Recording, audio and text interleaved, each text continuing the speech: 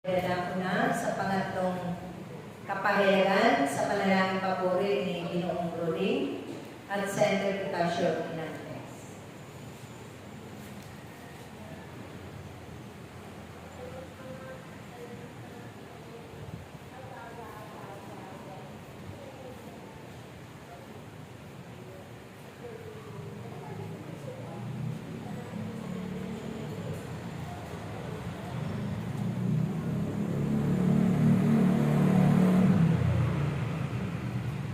Sumainang kapayapaan. Ako ang hari ng kapayapaan. Magbigay niya ng bawat isa ng kapayapaan.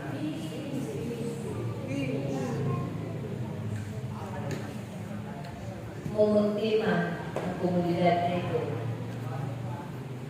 na inuusig ng tapan.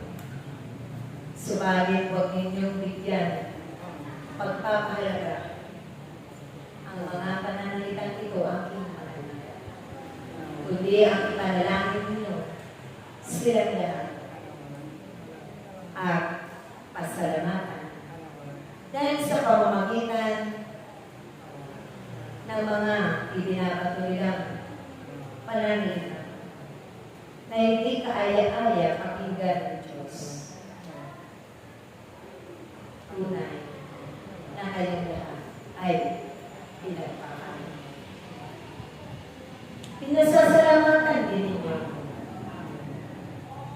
ng buong puso na may kagalakan na sa mga pag-uusig na yan ay inyong naranasan. Tulad sa ginawa sa akin nung ako'y nabubuhay pa ay isang pagpapakita na kayo ay pinagtitibay sa inyong pamilya. Higit ang inyong mga pananawan, nalig, pagtitiwala, pananampalataya sa Diyos na inyong pinapapuritan, sinasamba at inaulitan. Sinasandigan sa lahat ng oras. Nariyan pa ang inyong mga buhay. Nariyan pa ang inyong mga hina. Nariyan pa ang inyong mga maayos na pag-iisip. Nariyan pa ang inyong mga karunungan at kakalimutan. At lahat-lahat pa ay kumpleto pa sa pamamagitan ng inyong mga pananampalataya sa Diyos Ama makapangyarihan. Ipinakikita ng bawat alagad na narito na kailanman maglaho ang lahat sa mundo nito. Subalit ang Diyos ay mananatili sa bawat kalooban at sa inyong buhay. Iyan lamang ang inyong mga pinangahawakan pag-asa. Aking anak na yan. Buong-buo ngayong umiibig at tapat na naglilingkod. Nagsasakripisyo sa inyong mga pagpapagal. Nagtitiis. Nagdurusa ang inyong mga kulooban na nasasaktan sa mga masasamang pag-aalimura at pananalita. Subalit sa kabila ng lahat ng ito, matatag pa rin kayong naglilingkod ang tapat hanggang sa abot ng inyong makakaya. Ang lahat ng ito ay aking pinasasalamatan at pinangunahan. Aking mga naway hindi ko mababago magpakailanman. Ang aking napagmamasdan at nakikita, huwag nawa bukas magpakailanman. Narito kami, ang Espiritu Santo, ang Anak at ang Ama, ang mahal ay ng Birheng Maria, nakasama upang ang lahat ng inyong mga tungkulin ay magtagumpay sa pamamagitan ng ating mga Panginoon. Kaya purihin niyo ang Diyos. Purihin niyo ang Diyos.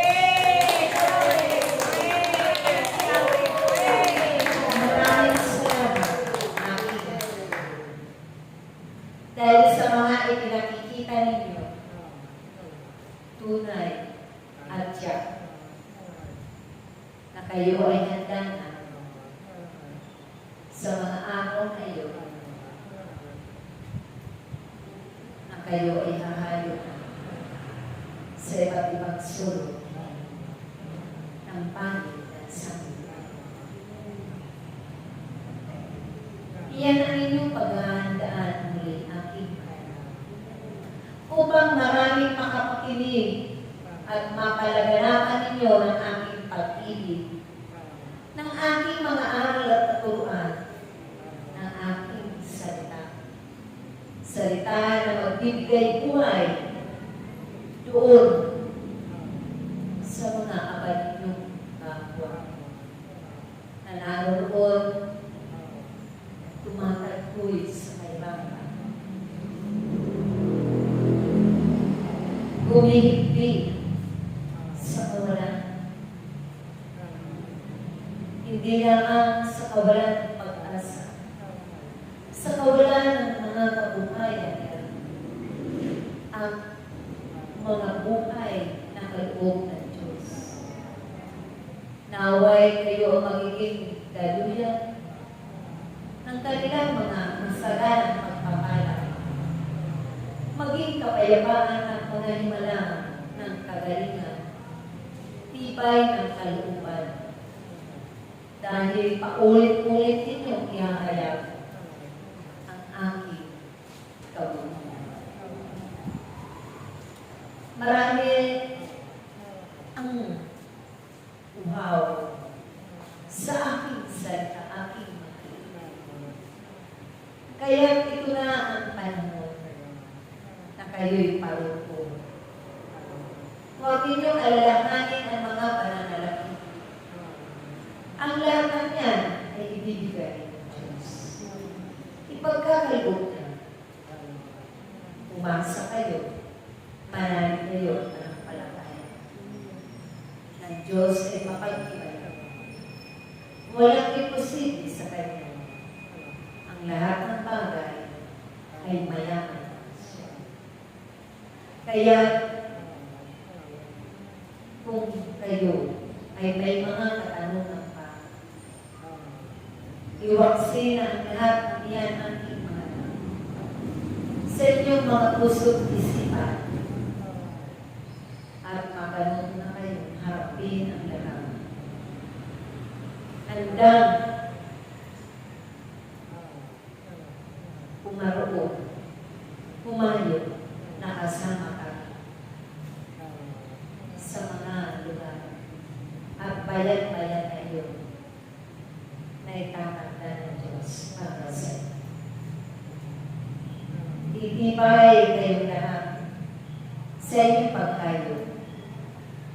Dulunong kayong lahat sa pagpapahayag ng aking salita. Tatayo lang kayo at ang banal na Espiritu Santo ang siyang marahayag ng lahat ito. Magiging daluyan kayo o instrumento ng Diyos aking mahal. Subalit lagi kayo magpakapuno ng pananalangin upang hindi kayo madali ng mga masasamang Espiritu na naroon sa inyong daraanan. Sa bawat daraanan ninyo, may himalang magaganap sa kanilang kaluwan. Tulad sa aklat na naroon isang propeta o alagad ng Diyos sa pamamagitan ng kanyang kanina. Ang lahat ng may mga sakit at karamdaman inihanda ang mga kapwa nila na ito'y madaraan ng propeta iyon at tunay at tiyak na may himalagnagan sa kanilang mga buhay. Kung kaya't ito'y mangyayari sa inyong aking, huwag na huwag kayong mag-aalinlangan pa ang aking at darating ang biyaya niyo. Madaanan lamang ang inyong mga anino. Sila na ay gagawin. Purihin ng Diyos. Purihin ng Diyos. Dahil sa pamamagitan mo, magaganap ang lahat sa pangalan. Amen. Amen. Praise siya.